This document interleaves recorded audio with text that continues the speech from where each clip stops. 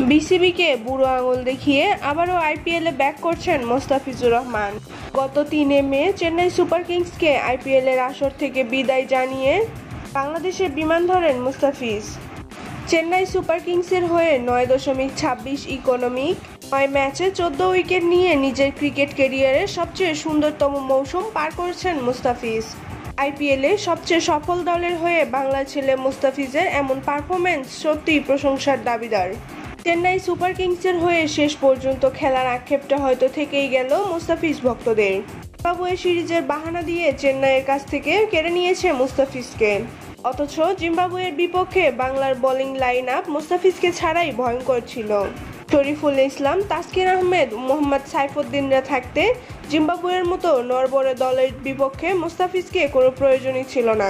তবুও আইপিএলের মধ্যপথ থেকে মুস্তাফিজকে নিয়ে আসেন বিসিবি কর্মকর্তারা। গোটা বাংলাদেশের ক্রিকেট প্রেমীরা চেয়েছিল বিশ্বের সবচেয়ে বড় ক্রিকেট আসর আইপিএল থেকে পার্পেল ক্যাপটি মাথায় নিয়েই মুস্তাফিজুর রহমান দেশে ফিরবেন।